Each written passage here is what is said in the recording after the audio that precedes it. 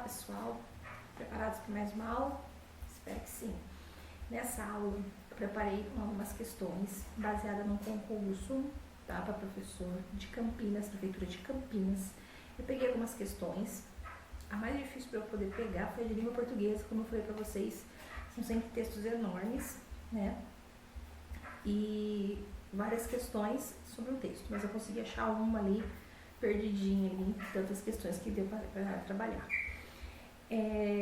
Eu vou disponibilizar depois para vocês, né, para vocês lerem na íntegra, porque eu fiz assim um resumo para poder passar para vocês aqui o mais importante, né.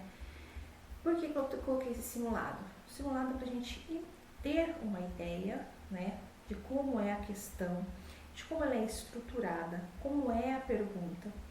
E lembrando, a VUNESP sempre usa pegadinhas, tá certo?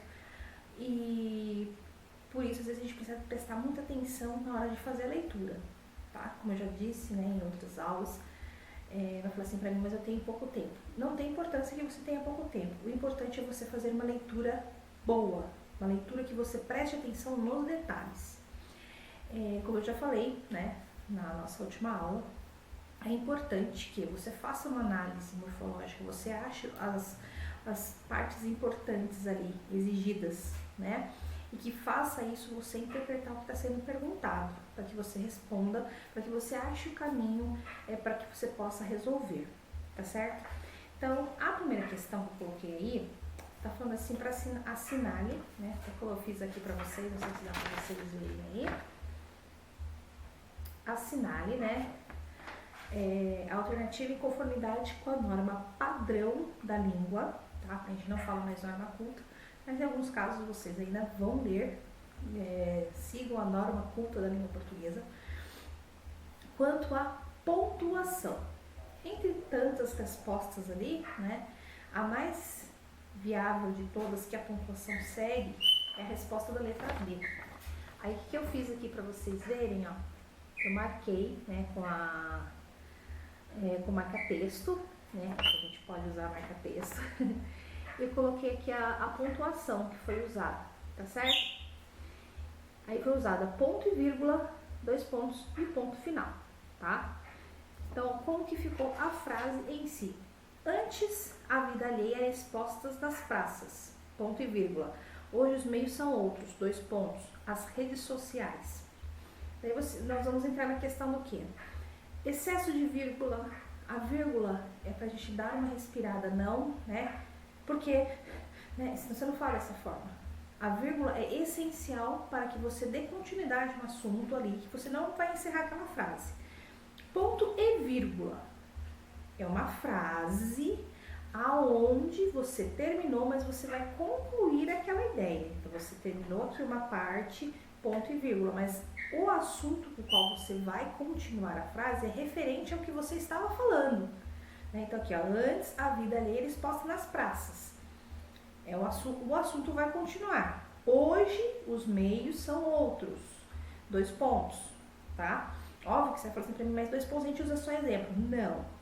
É uma ideia que eu estou passando para você. É uma forma que eu estou te alertando, estou te exemplificando. Tá certo? Então aqui, antes a vida alheia era expostas nas praças. Ponto e vírgula, porque eu estou continuando o assunto. Hoje, ó, de verbo de tempo, hoje, os meios são outros. 2 pontos. As redes sociais. Ponto final, porque eu estou concluindo a frase. Então é importante isso, gente. Cuidado com o excesso de vírgulas. Pontuação é extremamente exigida nos concursos da banca da VUNESP. Então preste atenção. Excesso de vírgula, falta, né? A frase é extremamente longa, faltou vírgula, aí sim a gente tem que pensar. Mas aqui é uma frase curta, né? Com pensamento propício. O assunto ali já entendi qual que é, né? A vida alheia, né? A vida do outro, de outra pessoa, né? A fofoca, né? A informação de boca em boca, né? Antes não existia Facebook, não existia Instagram, não existia Twitter, não existia pessoas conversando na praça. Hoje as pessoas nem ficam na praça, né? Óbvio que tem os que ficam na porta de casa cuidando da vida dos outros. tá assim, né? Mas no caso aqui tá se referindo às conversas que tinha antigamente, né? Que era, né, nas praças, pessoas sentadas. Hoje não. Se você vê pessoas sentadas, são pessoas mais idosas, né? Hoje um jovem não fica sentado na praça, né? E se tiver sentado, tá ok, né? No celular. Então, ou seja, tá me mostrando uma coisa que já passou, né? Com uma ideia de hoje, tá certo? Então, a pontuação é bem interessante nesse quesito. Por quê? Conforme a minha frase, para não ficar tão estendida a frase, para não precisar colocar um ponto final e começar outra, né? Eu já comecei a ideia, dei um ponto e vírgula, né? Que é ali que eu dá de entender o quê? Estou encerrando esse assunto, mas estou continuando para que você entenda o meu raciocínio, tá certo? Então prestem atenção nisso. 2 pontos não é só para exemplificar, 2 pontos também é para que a gente use ela, né? Esses 2 pontinhos, para que conclua ali o meu pensamento, tá certo? Conclua ali aquilo que eu estou informando, né? Fazendo um pressuposto de passado com presente, né? Para eu concluir ali a minha ideia. Prestem bem atenção nisso, tomem cuidado, pontuação é importante. E mais ainda, cuidado com vírgulas, né? Tem pessoas que adoram pôr vírgula em tudo. Mal começa a frase já tá pondo vírgula. Então, cuidado na hora de fazer essa interpretação, tá certo? Porque VUNESP, banca VUNESP, existe muita pontuação. Então, cuidado, tá bom? Eu deixei para vocês, vou colocar aqui de novo, para vocês darem uma olhada. Coloquei aí com o marca-texto, né? Para vocês verem. Daí eu peguei essa aí de língua portuguesa, que eu achei uma ali, sem aquele textão enorme, né? Deu pra fazer uma interpretaçãozinha legal. A número 2, eu peguei uma continha de matemática, né? Óbvio. Aí foi feito um levantamento numa escola de crianças que comiam legumes. Então selecionaram alguns tipos, né? E foi apresentado um gráfico, vocês vão verificar depois, de cenoura, brócolis, batata e outros. Brócolis, 30% dos alunos, batata 45% e outros vegetais 10%. Cenoura, 18 alunos. A pergunta foi: qual que é a preferência de batata supera de brócolis? Aí, eu olhando o gráfico, prestei atenção na seguinte informação: que brócolis, batata e outros estavam na porcentagem, cenoura não tinha, mas eu tinha a informação de quantos alunos tinha que gostavam de cenoura, que eram 18.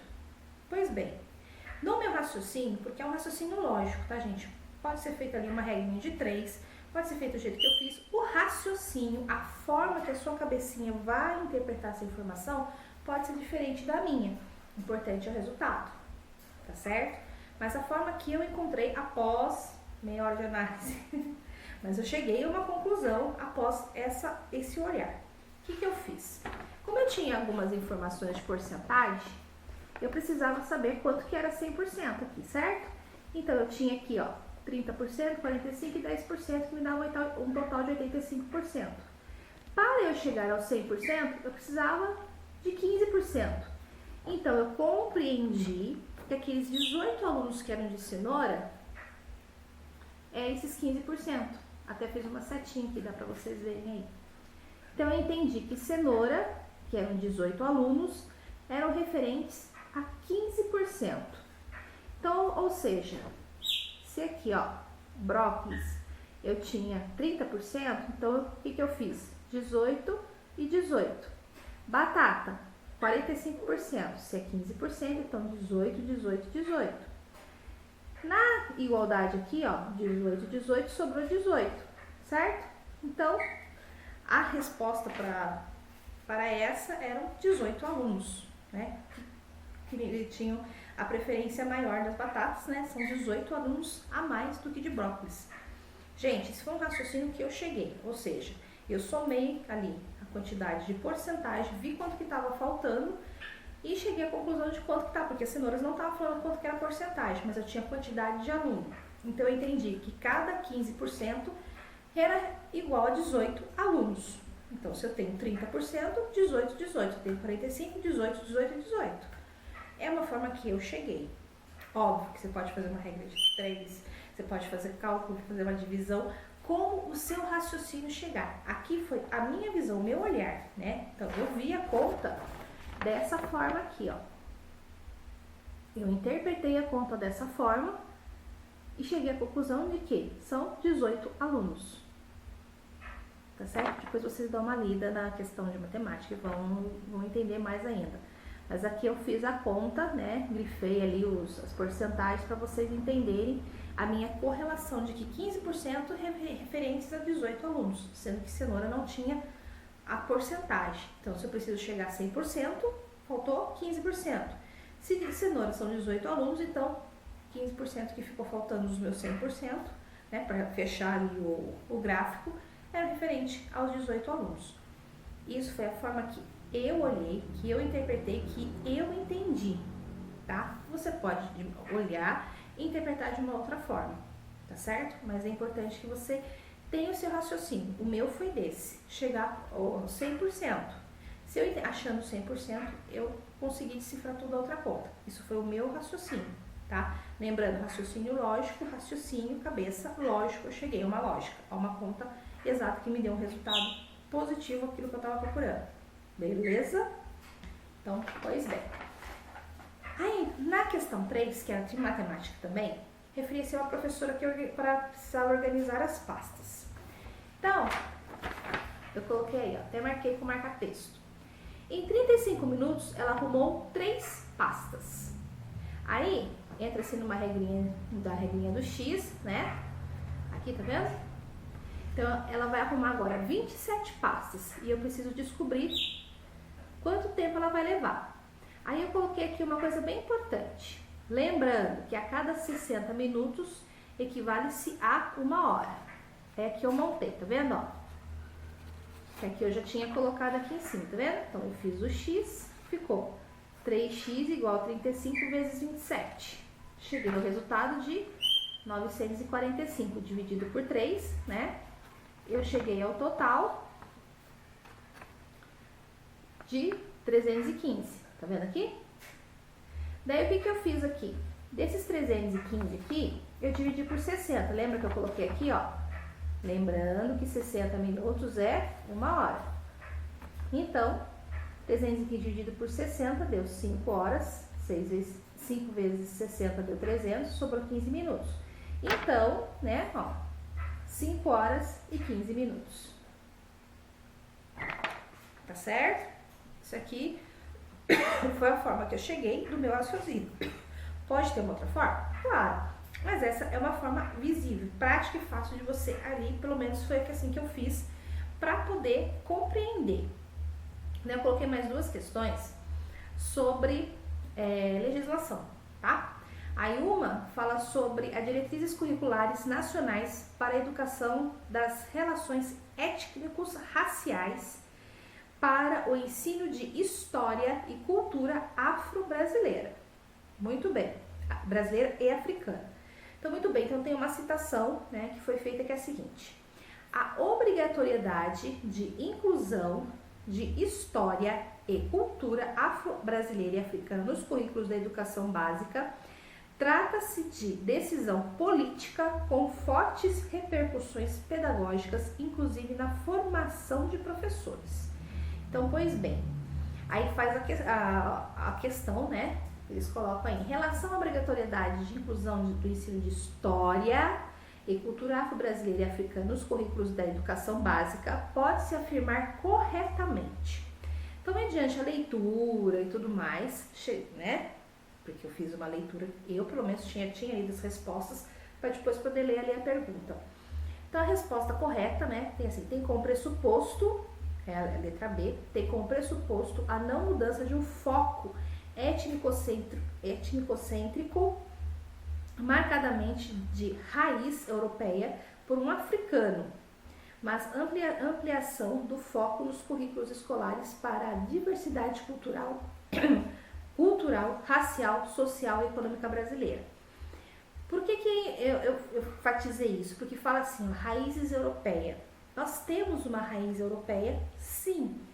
Por quê? Quando os portugueses, os espanhóis vieram para as terras indígenas, né? Depois veio a se chamar Brasil. trouxeram toda uma carga de conhecimento deles, da raiz deles, costumes, comidas, né? Óbvio que houve uma adaptação devido ao que tinha no local, no Brasil, né? Mas a religiosidade, né? As crenças, então houve essa miscigenação, essa mistura de conhecimentos. E os africanos, quando vieram escravizados, da mesma forma que os índios foram, né? Foram escravizados, foram catequizados, né? Catequizados na ideia deles, né? Dos europeus. Por isso que nós temos essa forte história europeia, tá? Por isso que nós temos um certo vínculo por conta disso, tá bom? Então a gente tem que ter esse cuidadinho aí.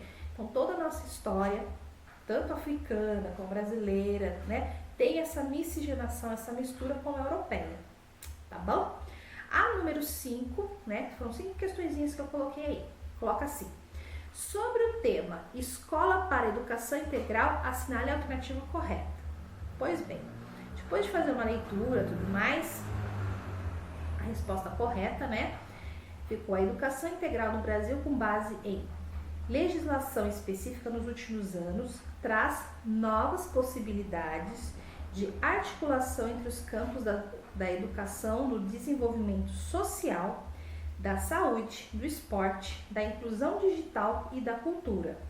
Ainda que o caminho a ser percorrido seja longo, até transformar legal em real. Muito bem. Então essa é uma questão, mas meio que uma pegadinha. Por que eu falo isso?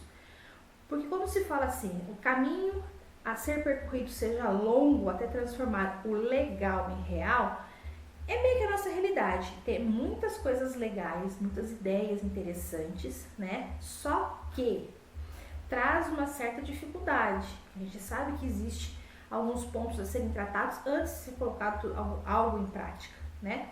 Então, no caso aqui, óbvio que a resposta está bem dentro daquilo que a gente vivencia, tá? Então, a resposta certa é a D, né? A educação integral no Brasil com base na legislação, né? Específica nos últimos anos. Por que falo nos últimos anos? Porque a gente entramos na BNCC. BNCC é uma lei. Então, quando é lei, tem que ser colocada em prática. Então, as últimas leis que nós estamos vivenciando, né? Então, traz novas possibilidades de articulação entre os campos da educação, desenvolvimento social, saúde, esporte, inclusão digital e cultural. A inclusão sempre faz parte da nossa vida, tá certo? Ainda que o caminho a ser percorrido seja longo, né? Até transformar o legal em real. Tá certo, pessoal? Então, esse é um simuladinho. Depois eu vou passar aí para vocês dão uma lida, façam os exercícios, né, as contas de matemática da forma que vocês acharem correta, tá certo? Que vocês tiverem um raciocínio, mas é só para vocês treinarem aí, para vocês verem, lembrando, né, uma hora corresponde a 60 minutos. São esses segredinhos que a gente tem que sempre estar lembrando, tá bom? Porque às vezes a gente faz a conta e deu 315, fala, meu Deus, 315 é 3 horas e 15 minutos? Não, são 315 minutos, então eu preciso fazer a transformação. Então, algumas coisinhas que a gente tem que prestar atenção para que a gente possa passar a informação correta, fazer essa transformação para que a gente conclua, tá certo? VUNESP, muita pegadinha, por isso, uma leitura pontual, eu já falei, ingredientes ali, ó, básico para que a gente não perca tempo, né, e possa fazer uma boa interpretação, porque se você não interpretar corretamente, você acaba deixando passar algum detalhe que acaba pegando você no final. Tá certo, pessoal? Mais uma aulinha aí que a gente conclui aí. Faça um simulado, se tiver alguma dúvida a gente conversa aí, tá bom? Beijão pra vocês, até a próxima!